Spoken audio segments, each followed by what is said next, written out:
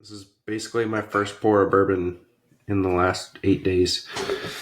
You didn't drink at either of the tasting events within the last week? I tasted like a couple really small sips, but I would not consider that drinking. It's working. A podcast about bourbon and the ones who drink it. This is Bourbon Matters.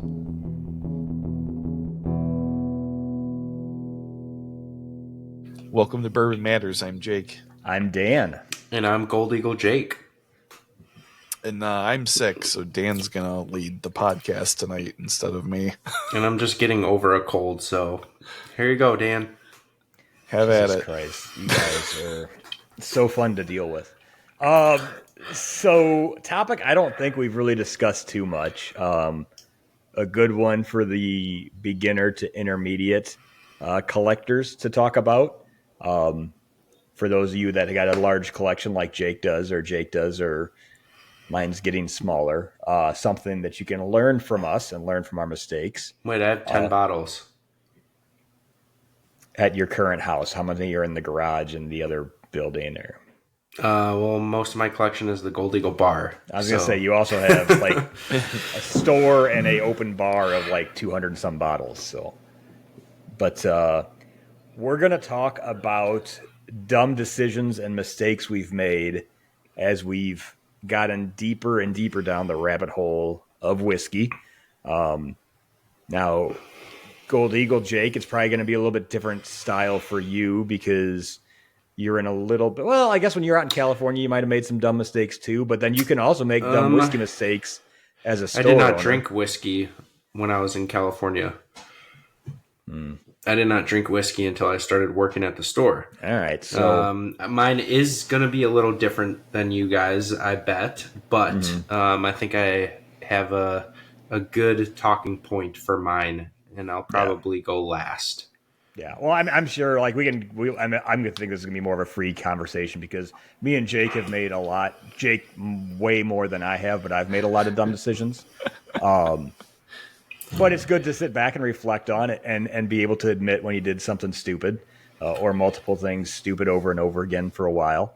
Yeah. I think those who are like really into whiskey and have big collections too, like this will be entertaining for you too to kind of relate and think about your bad whiskey decisions. Yeah, I'm sure if you're sitting there listening and being like, I haven't made one, bullshit. Yeah. Bullshit. We've all done lots of stupid things. Be it bought into hype or overspent or had to get one specific thing and it was the last thing you did on earth. And you regret it. We've talked a little bit about some regrets and some things that didn't taste as good as we were hoping that they would that we've bought. But I guess like to start off with is the dumbest decision I made would have been with included our former host before Gold Eagle, Jake, with Roberto. And that was how everything started off, and that was inviting Jake to go hang out with Roberto and me and drink whiskey because that one dumb decision that night has led to a lot of financial hardships in my wallet over the last 4 or 5 years as I've gone on this journey. And if I wouldn't have done that and not been a good friend, I would have saved a lot of money to start off with. And I think that's the most important lesson I thought of when I was thinking about dumb whiskey mistakes. And it's a good place to start from. But you would have lost out on a lot of fun. Yeah, and think of all the enemies you've made. That's true. That's true. That's how you got to put it for Dan's sake. I do feed and thrive on the souls of my enemies. So you know what? That's actually a fair statement because I'm probably in a better mental space because of it with the enemies. Yeah, I don't know. Like we can go talk in a bunch of different areas on this.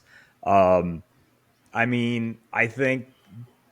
Jake, why don't you throw some stuff out there that you've done? We'll kind of riff back and forth. I know Gold Eagle Jake probably hasn't had to spend stupid money on bottles that we have, which I know will be a talking point because he owns a store and he gets a discount, and he gets everything he wants. So he's not going to be in that. He's not going to have much to say in that, but I'm sure he knows people that have fallen into this path as well. So I do. I've heard stories from people. But yeah, go ahead, Jake.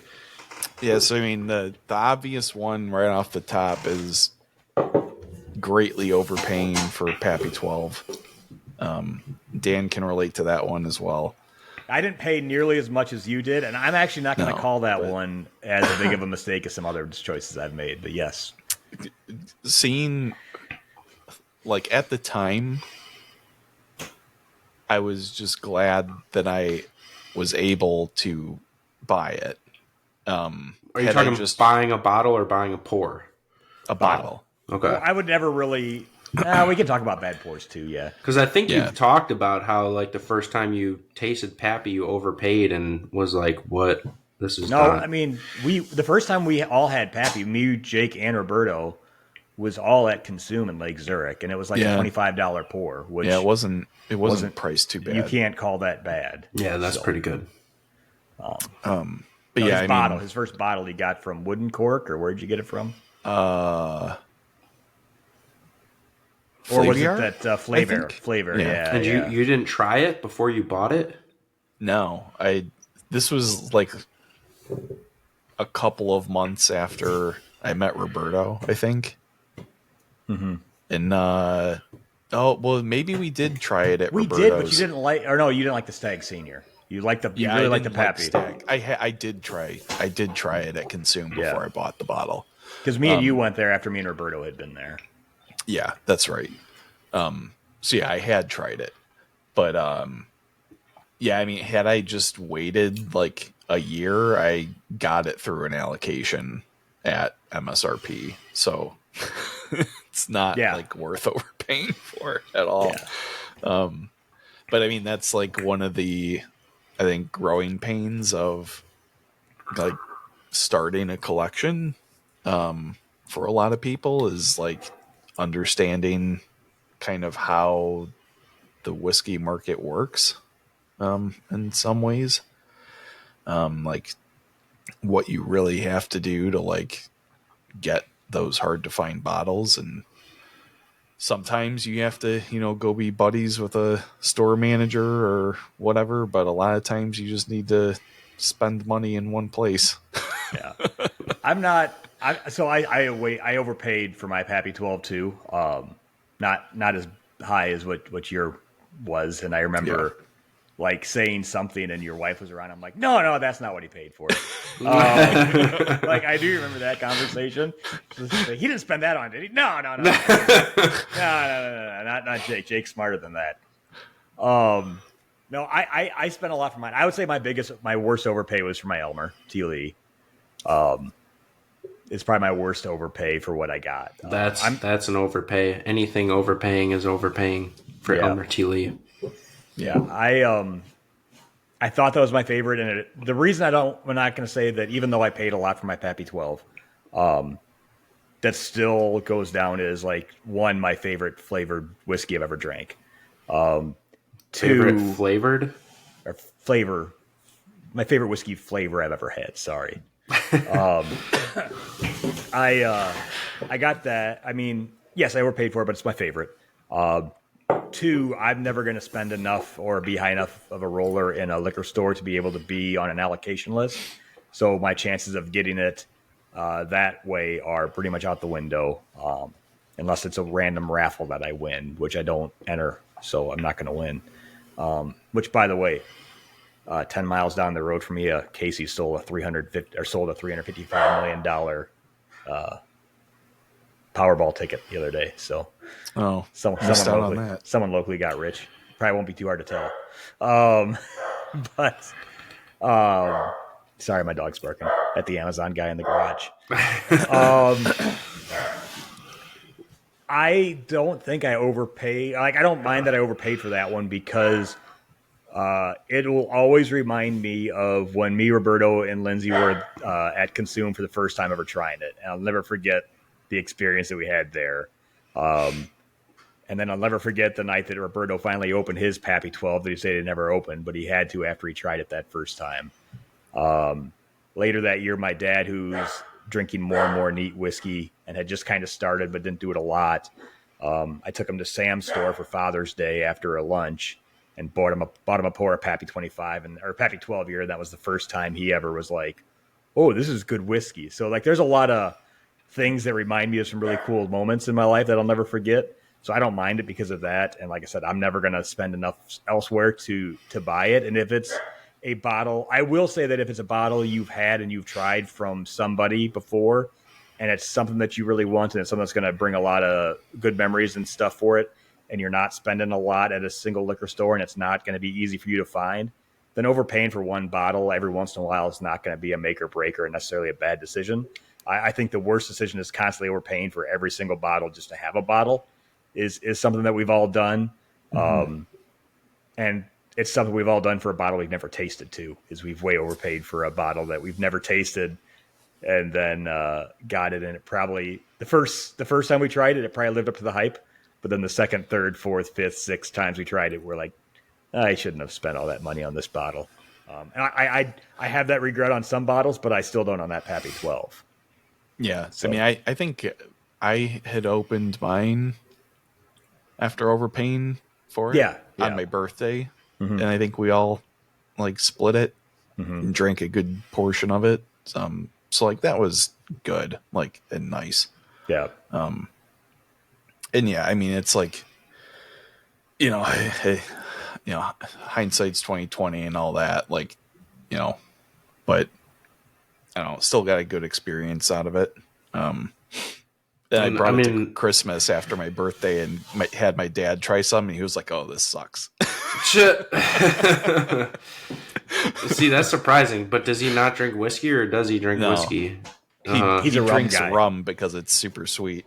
Yeah. So even like, I feel like with people who, I mean, does he like any kind of whiskey or not at all?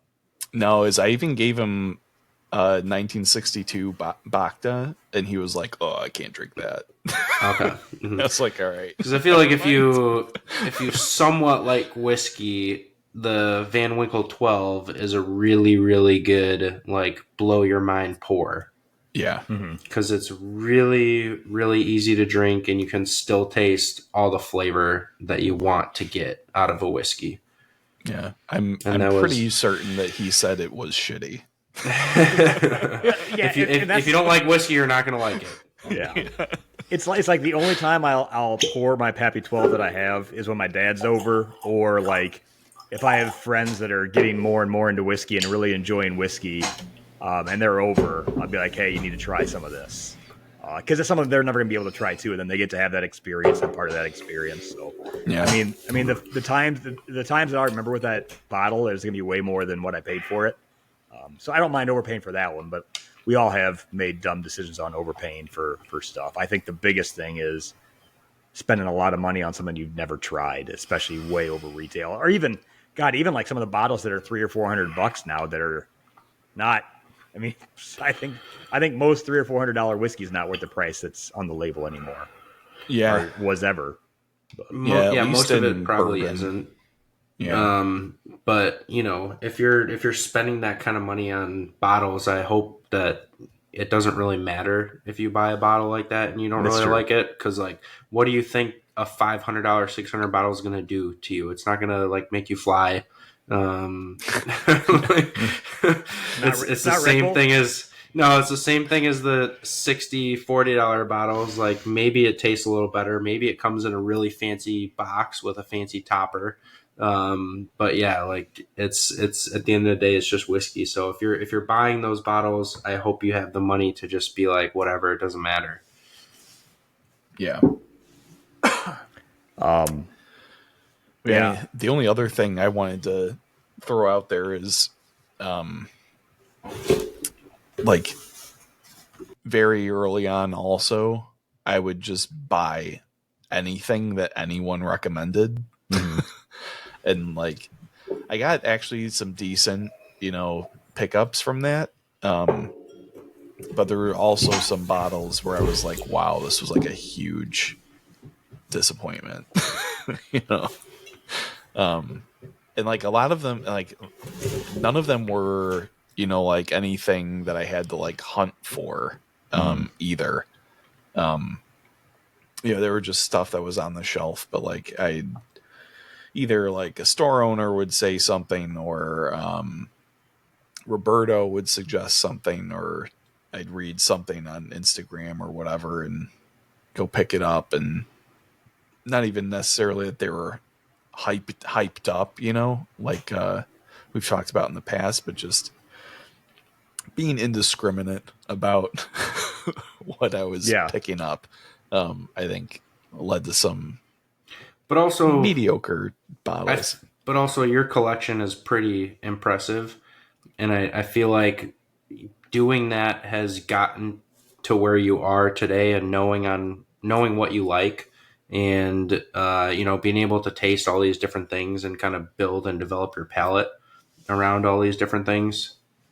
Yeah, for sure. So I think, I don't know if it can be necessarily a regret, maybe like a few of the bottles, or if you go back, like maybe you'll say, hey, I want to taste these things at a bar first before just purchasing a whole bottle. That or the other thing we don't talk about is that's the good thing about whiskey clubs and get-togethers and things. It's like we can all bring some different stuff and try different things, which is, if you're expanding your collection, that's one of the best places to start, is find a local whiskey club. We've never talked about that with Matt, which is the dumbest thing that I think we've ever. Well, I can't say that we've done. We've talked a little bit, but Lake County kind of does a little different. I mean, they certainly have bottle shares, but yeah, I mean, that's something we should talk about a little bit more. And that's a great point, because there's a lot of local people with big collections that will get together, and everyone brings a couple bottles, and then there's 50 bottles on the table. All of a sudden you can free willy go ahead and try whatever you want. Yeah. And like the cool thing about that particular group of people is a lot of people have really cool single barrels in the Lake County Whiskey Club. So you get to try some like really interesting stuff. Yeah, I would say that's kind of true about like most whiskey clubs. Like most people who are really into drinking and collecting to drink, not just collecting to collect, like they understand that single barrels are where it's at. Different one-offs are where it's at. You don't need the big names. But also the cool thing is all those people too are happy to share. And it's not like, oh, you took 2 ounces of my bottle, I'm going to go take 2 ounces of yours. Like, it's just kind of, it's just good people getting together, sharing whiskey. And that's what whiskey is about. Yeah.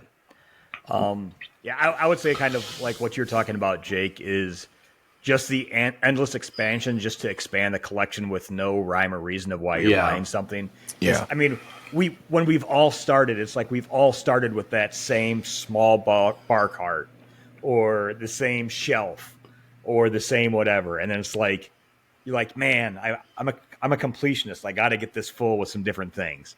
And then you get it full, you get your bar cart full, and you're like, oh, here's this bottle. And you get a bottle or two, they're just kind of sitting around, and you're like, oh, I'm going to put a shelf up now. And then you're like, well, I got to get that shelf filled. And then like you get the shelf filled and you're not drinking it down. You're like, oh, well, I got a couple extra bottles now. What? Maybe some racks. Let's get some racks in here. And it's you're indiscriminately buying whiskey just to fill things up, or just to fill shelf space up, which I've done some of that. It's like, I think I might like this, or this sounds pretty interesting. And then it's like, I wish I would have been a little bit more selective of how I'm doing it. That's like the last year and a half, 2 years, my focus has been on drinking down my collection. Because it's something I could easily focus on getting done. Like, I'm down to less than 70 bottles, so it's not something that I have more that I'll ever be able to drink in a lifetime. But I got caught up in that completionist style of, I got to fill this shelf up, and I got to fill this shelf up, and now it's trying to work down the shelves so I don't have to move everything. And, just now, like, it's like when I buy stuff, like I've still bought stuff, even though I'm going to have to move some of this stuff out west. But it's like, I'm still buying some things now, but it has to be very picky. I'll get it drank down, and then when I move, I'll have to, find a new store and start that process up, and start to become a good consumer at a store to try and get some things. But maybe we'll start shipping to Utah. Maybe. Probably not with a control state. That'll be one of the toughest. I know Utah's probably going to be like the hardest state, but I do have a call next week with a service that we can apparently ship to like 42 different states. Yeah. I'm sure Utah is not one of them, but yeah. It might be a company I've spoken with when I was at Whiskey Acres as well too, because 42 sounds very familiar. Yeah. But I think that's something that a lot of us have done, is just endless expansion, just to expand without a rhyme or reason. Now, some things that are fun that I'm not going to judge you for, Jake, is like when you started doing all the Old Elk stuff. You really liked Old Elk whiskey, and you wanted to catch them all. You wanted to have all the different varieties that they have. Yeah. Like the Elijah Craig barrel proofs. Like there's people that do that, and that's people that have something in the vein that they like, and they stick to it. So that's different than just like. And as long as you like this, it, then this, right? That's super cool. Mm-hmm. Yeah, I think one of my mistakes along those lines that I've learned from is I opened like all of these Old Elks behind me for like no reason. I should have kept the ones, sealed and new that I wasn't gonna like get to. So I've had to like start pawning them off on people because I'm like, I'm not gonna get to these,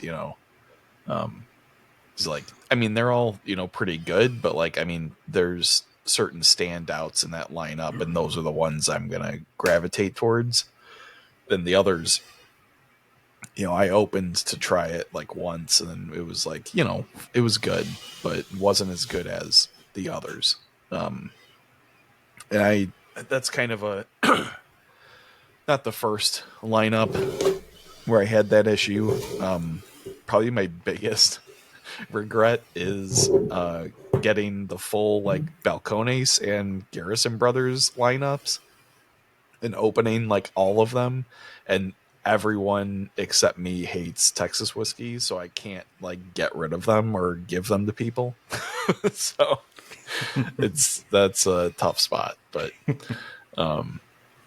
yeah. So I the big lesson there is like, don't just like pop stuff open, just especially if you have a bunch of bottles, like drink, like you said, Dan, like just drink through what you have first, unless you're gonna have like people over and you're gonna get a decent chunk of that bottle gone. But or taste it first, make sure you like it before purchasing a bottle, bringing it home. Yeah. Jake, what about you? What's some of the whiskey mistakes that either you and or Gold Eagle have made? So this is pretty much going to be Gold Eagle because I am fortunate enough to have the opportunity to basically try anything. We have reps that come by the store every week with their product line, and we get to taste. And obviously having the bar and 200 plus bottles open on the bar, if there's anything I want to taste, I can go and taste it. And that is why my bottles at home, I probably have under 15 bottles at home, because I know what I like. 10 of them are probably Gold Eagle store picks, and I drink what I like. And when I want to taste something different, I do it at the bar. I'm there almost every day, so I can't really relate and say that I've had a personal like whiskey mistake, but tying it in with the store, if I had to pick a mistake that we made with whiskey, probably would be about 3-4 years ago. Single barrels were really, really, really hot, and we couldn't get enough. Like, not many distilleries, this maybe go back a little bit further, maybe 4 or 5 years ago, but not many distilleries were doing single barrels. And basically anything we would get in, we would sell it out quick. So we just kind of went on like a mad run picking single barrels, and not to say any of them are bad, because I still back up the quality of any single barrel that we've picked. I love all of them, but we probably just did too many at one time. And specifically rye. So specifically rye single barrels. I think some of the best barrels we've ever picked are rye, and they're still sitting on the shelf. And I don't think we realized at that time that the majority of American whiskey consumers were scared of rye whiskey and just only wanted bourbon. Yep. Go figure. Conquer your fears and go try some rye whiskey. Go figure. 5 years ago, this was never even in the conversation. Like, nobody really talked bad about rye. Nobody talked a lot about rye. It was just kind of considered a category right alongside bourbon. And then all of a sudden you see this split where people are just anti-rye. How does it feel to be anti-rye, Dan? How does it feel to be a smart person that the majority of the world agrees with? Pretty damn good. Pretty damn good, boys. That's what I would have to say. Just sucks being right a lot of the times, but I get used to it. I mean, you gotta do what you gotta do, guys. So, yeah, rye barrel picks, and all Jake wants is too many rye barrel picks. Even though, like I said, like the hard truth, rye barrel pick, I think that's one of the best picks we've ever done. For only sure. Only 30 of those barrels were ever made, and I think we have like 8 bottles left, and that was from like 3 years ago. So to me, like, there's no reason why that's still on the shelf. The Peerless rye barrel picks are very, very good. I can go on and on. The Castle and Key rye, but yeah, the Wilderness Trail rye. They just don't pull through like bourbon barrels do, and I think we just did too many rye barrel picks at one point. And like I said, we didn't even realize like there was this negative stigma around rye until maybe 3-4 years ago. There was kind of like a split. You know what's weird is, as much as Jake likes rye, I've never heard him talk any about a lot of those older 4 or 5 year old rye barrel picks that are sitting in the store. Because he's talked about the Hard have. Truth rye. He loves the Hard Truth rye. Yeah. But there's a lot I've I know talked he doesn't about have the in there. Peerless Sweet Mesquite. Mm-hmm. He's talked about them. I have almost all of the ones that you just listed. Mm-hmm. If not all of them. Talked about them, and they're still not moving at the store. I mean, it's just There's people a case of this sitting in my closet. I know, yeah. He bought a case of the Hard Truth. People are just they're anti-rye for whatever reason, just like you, Dan. Like, there's no reason for it. There's a reason for it. It's not a flavor profile I enjoy that much. There's a very niche part of the rye market that I like. Maybe, but we've talked about it, and we're not going to go into it because it's going to lead to a whole other rabbit hole in episode. But every rye is just so different, bottle to bottle. Like, you can't just rule out the category. There are tons of ryes where you would not be able to tell me it's a rye tasting it blind. Yeah, it's difficult. It's fun because we did a lot of that at when I worked at Whiskey Acres. Every Wednesday was find the rye in a blind. Mm-hmm. So it's interesting. It's harder than a lot of people would think when you're doing it blind. It is, yeah, because not all ryes are spice bombs. Some of them are the complete opposite. Mm-hmm. So with that being said, I think about 6 months ago, we said, all right, no more rye single barrels because the ones we have are really, really good, and let's move through these first. But we do have 2 rye single barrels on the way. If that tells you how good these ryes are going to be. And one of them is a rare character. So Nice. Nice. Yeah, I was wondering about that. It's not like, because a lot of them I haven't tried too. Not just the rye ones, but there are some barrel picks that have been there for a little bit. I've never tried, but I wondered if that was the case. Is when that was booming, you guys just still were picking good barrels, but just. I think it's something you guys have probably learned too. Correct me if I'm wrong on this, but spacing them out of when they get released and things like that, so they're not. That's another huge problem. Is we have no idea when they're going to come. That's once true, we pick them. Like, some distilleries literally get us the barrel in a month, and other distilleries 10 months. So like we have no idea when they're going to come, and we've kind of realized in the last couple of years that. If you pick a barrel in the second half of the year, it's probably going to come in November, December, because they want it out by the end of the year. So that there tends to be a lot of barrels flowing in at that point. But I like I said, I still 100% stand by any barrel we pick. We do not want to put our name on anything we don't think is great. Last night at the Woodinville Masterclass is a great example. We had 32 bottles left of our Woodinville barrel pick going into last night, and they were collecting dust on the shelf. All 32 sold. 40 people at the class. Once everyone got a taste, we tasted that alongside like a 12-year Founders Reserve you can only get at the distillery that was like triple the price. And the amount of people that told me your barrel pick was the best thing that we had tonight. So I stand by all of our picks. I think, yeah, maybe at one point we did too much at once. So it was just a little overwhelming for people to try them all and buy them. But yeah, I think this year we're cutting back a little bit and just really honing in on the best of the best of the best of the best. Yeah, I think it's a learning process too, and obviously it's like the way people are buying whiskey has changed dramatically over the last year and a half, 2 years too, and that's got to go into consideration when you're doing these barrel picks too. Yeah. Yeah, absolutely. Oh, I thought you were going to talk about the market again. Oh no, 50th straight episode. no.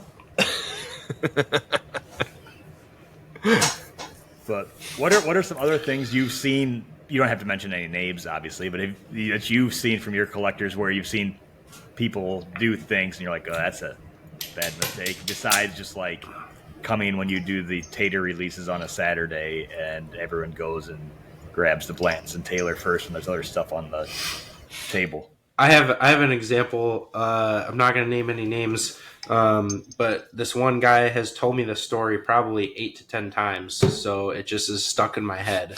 But he's an awesome guy, big whiskey guy. Like he's legit, like has a legit palate, knows what he likes. But probably 4 years ago, he was like, I never had Blanton's before, and that's the one thing that like everyone is like, I need to try it, until you try it, and then you realize how let down you are.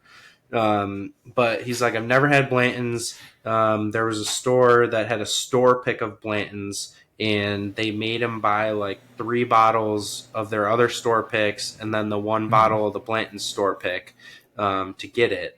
And he was like, all 4, like, I did not like literally drain poured one of them, used the other 3 for cocktails, used the Blanton's for when guests come over and they get all excited when they see a bottle of Blanton's. So I'm sure there's a lot of people that can relate to that situation where you're just, you've been chasing this bottle forever. You finally get an opportunity to buy it and you overpay, or you have to buy a bundle to get it. And then you open it and you're like, why did I want to try this so bad? Yeah. I think I think we've all had that, just being underwhelmed by whatever you were chasing for a while. Yeah, it's a sucky feeling, but it's how you learn. The hype is real. Yeah. I mean, the FOMO, the hype, like all of that's a real thing in this industry. Yeah, and massive thing in this industry. That's why all the special releases and stuff just started coming out of nowhere, and every distillery's got to have 25 different special releases every year. It's like, all right, how special is it when every other week you come out with a new special thing? Yeah, is it really that special anymore? Or is it just hyped up and pushed as that? I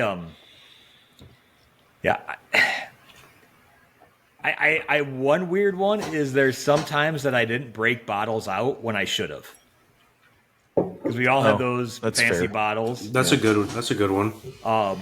There's times where it's like, after I've had people over, it's like, why did I hold on to that? Like, at the end of the day, like, no matter what you paid on it, it's a bottle of whiskey.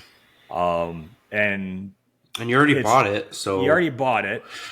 It's, some of these you might not be able to see again or find again, and that's all right. But it's like, man, this would have been a cooler story if I could look back on this, because we all have our favorite bottles, and they don't need to be hard to find or sought after or things like that. It's the first weird, or the first more upscale bottle I had was the bottle of Gentleman Jack that my dad had that we found in my grandpa's cupboard after my grandpa died. And it's like, I mean, it wasn't a great bottle, but it's like, man, why didn't I take more time with that and share that with more people and pour that with more people? Why did I just kind of drink it and regret it and hate it when it's like, God, this is an old bottle of Gentleman Jack that was, my grandpa didn't hardly drink, and it was probably under the counter for years. Like, why didn't we share that more often and have some fun stories with family or people that knew my grandpa more, and drink it and talk about how shitty it tasted, and remember it. So there's that. There's other ones too, but it's holding on to a whiskey when you're with good people. And you're like, this bottle is way too coveted for that. If you're having friends over that you're drinking good whiskey with anyways, then no bottle should be off limits. Now, if you're at someone's house and they have a really nice collection, don't just go pour whatever the fuck you want. That's not what I'm saying. It's it should be on the collection owner. To pop a bottle like that. And it's if you're having people over, like, I don't know, if it's a good time, like, no whiskey should be off limits, really, I would say. And there's times where I've kind of treated it that way, and I've looked back at it, I'm like, man, that'd have been nice to share that moment with this whiskey and have that memory too, because that's I think the coolest thing that, I mean, we can all sit and debate flavors and what we're picking up, and is that cracked cinnamon, or is it like more of a spice cinnamon? Or it's like, you can do that, but it's still more fun just remembering the whiskey that you had in those times. So that's the more important thing. Yeah, I mean, it's about bringing people together. It's about the conversation that you're going to have when you're drinking it together. Yeah. So yeah, I totally agree. I think that's a great point. Gotta just open the bottle and share it. Don't wait for the special occasion. Make the special occasion. Yeah. Yeah, I think one of my favorite times that we just like said like fuck it and cracked the bottle was when we had the Blue Spot and cigars. Patio. Yeah, like that was a blast, and like we found one of the best combinations in all of whiskey and cigars. So still didn't make your list of your $500 cart though, which is weird. No, because I thought it was way more expensive. Actually, should have looked at the gold leaf. Is there still any left there, Jake? I think there is. I was thinking about getting another one, but I think I have two because I bought them when before they were like $300 or whatever. Well, yeah, they went from like 150 to 300, and then back down to 150. Yeah. I'm sure they're probably going to go up if the tariffs stick around. Yeah. Yeah. I mean, those are I had that same kind of, like, I don't know if it was like stingy or it was like a little bit more, I think, my own just like FOMO of like, oh God, if like we drink this whole bottle, like I'll never be able to taste it again, kind of thing. But then, yeah, after like, cracking that Blue Spot with you and, I think me and my buddy Jimmy drank half of one of my C923s one night. And I ended up like chain smoking like 4 cigars with it. But yeah, I mean, that's it's more fun to just open that stuff and share it, especially with people who are going to appreciate it with you. That's like the one thing, like I would bet Roberto would say as a regret or dump thing is, so he had got the bottle of Pappy when he was down in Texas. And he brought it up, obviously when he moved up here, he brought it with him, and for him, it was one of those things where like, I don't know if I'm going to open it or not for a long time. And then we tried it, and he's like, God damn it, now I'm going to open it. And so like we had a night at his place, and Jake, I wish you would have been able to see it, because him and Lindsay have a very eclectic decorating style. And in their house in Libertyville, they had the whiskey room with like a purple felt couch and 2 orange armchairs, and then all the whiskey stuff with like a cargo sign from O'Hare Airport for like where the tugs would take cargo to, and just a very eclectic room with a nice oak table in the middle. So we're all around in these chairs, and he's pouring it out, and it was, cool pictures of Roberto pouring everybody. But some of the people there were not like whiskey people, or like didn't know anything about, didn't know anything about whiskey, didn't know anything about Pappy. And they're like, Roberto's like all excited to pour this for everybody. And they're like, oh yeah, that's okay. And it's like, they don't like whiskey, and they're drinking like one of like, some of these people would like, there's so many people out there that would want to try Pappy. And then there's people here that just don't give a shit about it. And like, oh, that's good. And I remember him saying, he's like, I kind of wish I would have done this differently. Drink it, open it with the right people. Like when you have a special bottle, if you're wanting to do it, like I think he would say kind of on that. It's a little contradicting to what I said earlier, but I think it's more the people that you're with. Well, yeah, when you should have opened something and when you shouldn't have. Yeah. And it's he's glad he did it. I mean, that bottle's long gone. He actually just, were you in that text, Jake? Like one of his other buddies just gave him a bottle of Pappy 12. Oh no. Oh, really? Oh yeah. I forgot to tell you that. He sent it to me the other week. Like one of his buddies down in Texas is a big collector, and he just gave it to him. He's like, I got a few of these. And Roberto's like, well, let me give you money. And the guy's like, no, that's all right. You're good friends. And so he's like, so I got another one. But yeah, it was a fun night, and it was a cool way we did it. But he probably wishes the people would have been a little bit different. So Yeah. Probably wish that you weren't there. And one night, Jenna's best friend came over after work, and I think should both put you of on the them- spot right now and make you say her best friend's name. She probably won't care. It's Coley. Yeah, I was gonna say I knew it was her, But I think both of them had like shitty weeks or something, and I was like gonna go, like play video games or whatever. She was like, "Hey, do you have anything, to any bourbon to pour?" And I was like, "Yeah, let me go look." And so I went down to the basement, and I was like, "Ah, fuck it, like I want something good too." So we had Elijah 18, and I was like, "Yeah, you'll like this." yeah. But I mean that's always fun. And then she was like, "Oh, this is really good." I'm like, "Yeah, it is." I mean, in those situations, though, you have to pick something good, right? Yeah, Because one, you said they had a shitty week. Two, like you want them to like enjoy bourbon, and want to talk about it and get into it with you. If you pour them something shitty, they're gonna be like, "Oh, bourbon sucks." Yeah, right. Well, and it's funny that you said Elijah 18 because just the other week at work, our production manager was having a rough week. And he drinks a lot of Fireball, but he's getting more and more into whiskey. And he's asked me like, "Hey, I'm going to buy a bottle around $30. What should I get?" And I'll usually give him a list of 3 or 4 things he can pick up. And he was just having a bad week. And so on Friday, I went in with a 100 milliliter bottle of Elijah 18 that I poured for him. And he's getting into whiskey. I'm like, "Hey, this is a low proof thing. You're probably really going to like it." And I just with a Sharpie wrote Elijah 18 on it. And like he sent it to some of his friends, and they're all like freaking out because they had never seen Elijah 18. And it was funny because he won that night. He texted me, and we were actually doing a podcast that night. He's like, "Dude, this is really good." He's like, "I'm trying to develop my palate. I'm not." He's like, I could be a space age apart, but I get a lot of vanilla." I'm like, "Hey, you know what? Not bad." Old whiskey's going to have a lot of barrel into it. But the funny thing was, like, he's just getting into whiskey. So he sent me a picture, and the only thing he had to drink it out of that was anything somewhat okay was a little cup that you would get in like a Bailey's Christmas pack. Like those little saucer cups. I'm like, dude. He's like, it's this or a sippy cup. I'm like, all right, well, go with that. So then I took him a couple Norland glasses that I had that I hardly ever use anymore. So now he's got it. I'm like, at least next time I bring you something to drink, pour it in this and drink your whiskey out of this now. Don't drink it out of a sippy cup or this. But it was something that he had a bad week, and he was all hyped up all week. And he's like, "Yeah, I ended up drinking the whole 100 milliliters this weekend."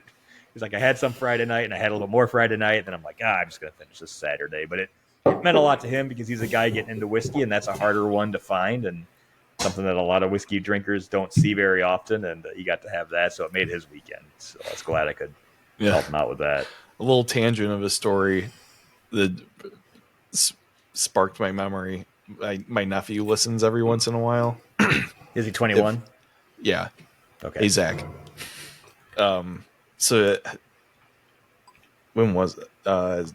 Early in February, he sent me a picture of a empty 375 of Woodford, and was like, he said, "It's a sad day," and I was like, "R.I.P."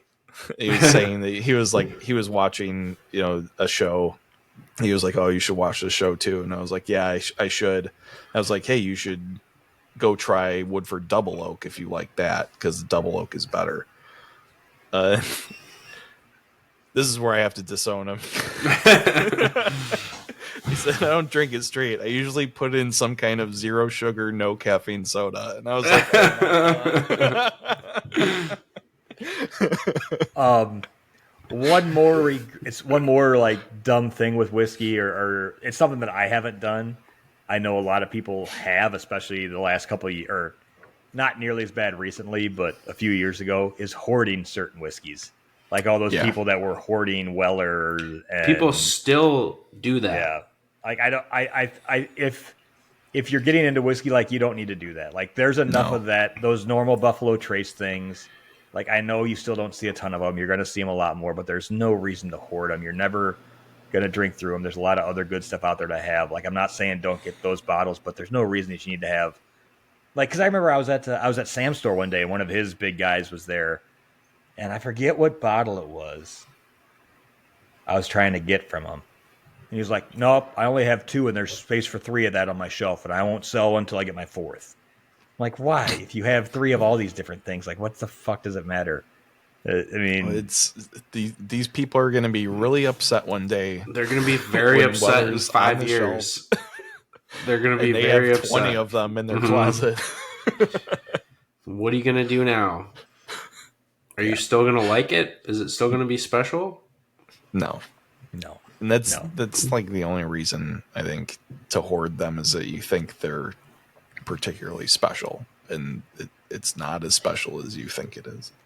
I will say the one time I could have hoarded, like I could have been a massive hoarder, was when I drove out to Cleveland, and a guy had at one of the liquor stores I went to a lot out there had just got in a case of Special Reserve, and he asked if I just wanted to buy the whole case at MSRP, and I'm like, well, yeah, sure. Well, they got sold MSRP because it's like, yeah. And so I texted a couple friends. I'm like, hey, I just bought a case of Weller. How much do you want? And then like I read through all the text. I'm like, well, that's 12. Shit.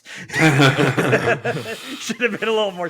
I could have just told someone like, oh, sorry, it's all gone already. But like I could have just kept a whole 12 pack of Weller Special Reserve to myself, and instead I didn't take any of them. So. I got a dumb whiskey move. When I first started working at the store, this was probably my second year working at the store. I had somebody bring me a handle of Weller Special Reserve and give it to me because apparently you can get them anywhere down in Texas. You can get them in Cleveland too. I got one. Yeah, Ohio and Texas are big Weller states. So gave me a handle of Weller Special Reserve. And I was like, wow, we've never gotten handles of Weller here. This is a very special bottle. I'm going to save it for special occasion. It sat in my basement for like 6 years. And then I've had Weller Special Reserve.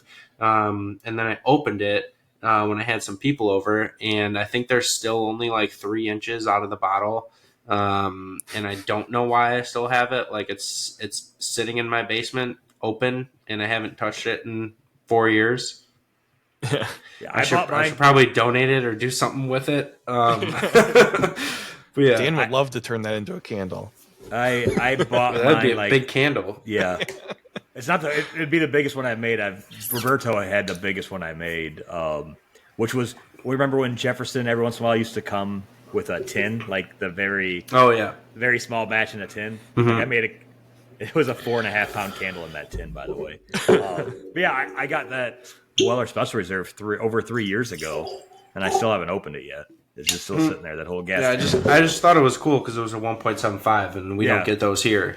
No. But then I was like, after drinking 3 inches of it, I was like, all right, I can't have any more. I can't do it.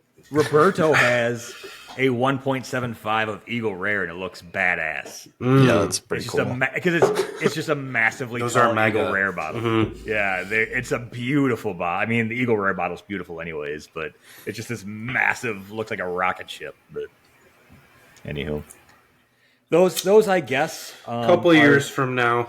Yeah. Yeah. I guess that's kind of a lot of the dumb decisions we've made. What wouldn't be a dumb decision is going to Gold Eagle and trying whiskeys. Was that fucking Look at smooth that. Or what? Look that at was that. like a pro move. I just fucked it up because I just started talking about how good I did on the transition and how the transition ruined. But if people want to go to Gold Eagle, try stuff, buy stuff, Jake.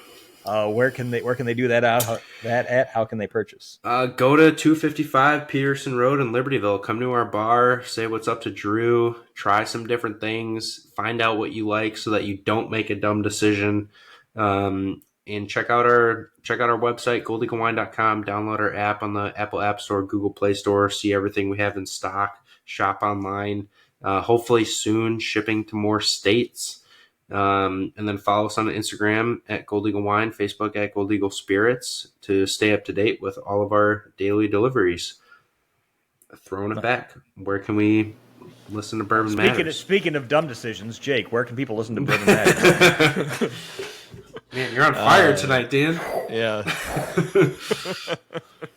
You can listen to us on Apple, Google, Spotify, or any other podcast platform. Watch us on Spotify and YouTube. Make sure you look us up on Facebook or Instagram at Bourbon Matters. Make sure you like, subscribe, leave a comment about maybe your dumb whiskey decisions or lessons learned. We probably should have called this lessons learned, not just dumb whiskey decisions, but that's okay. Dumb will get the clicks. Dumb will get the clicks. Yeah, leave a comment, like, subscribe, share with your friends. If you have whiskey buddies that don't listen to the podcast, tell them they better listen. Or else They won't get a Gold Eagle coupon code. Even if you have nephews that mix with soda, tell them to listen. Yeah. Hold on. Every listener matters. No. Zach, thanks for listening, but please unsubscribe. I told him, try it with ice. He was What like, I did, Zach, here's how I get broke into it. I've talked about it a few times on the podcast, not recently. I started when I couldn't have sugar. I started pouring whiskey in a glass, a little bit of water, just a splash of water, and then I rimmed the glass with a lemon wedge just to get a little sweet on the front end, and gave it a little bit of that's not sweetness. a bad idea. It's like a deconstructed whiskey sour. Basically, yeah. So I didn't put any sugar in it, but that gave me the sweetness of the lemon, gave me a little bit of sweet on the front end to kind of prep it and break the palate up a little bit. So that's what I did. So try it that way. And then what you do is you start taking the water out, and then you just go to ice in the lemon. Then you take the lemon out, then you're whiskey on the rocks, and then you take the rocks out, and you're there. Or There even you go. to back up further, start with an old fashioned, some kind of whiskey heavy cocktail. Move to ice, move to neat. We've all been there. Yep. But don't listen until you've got to that point, Zach.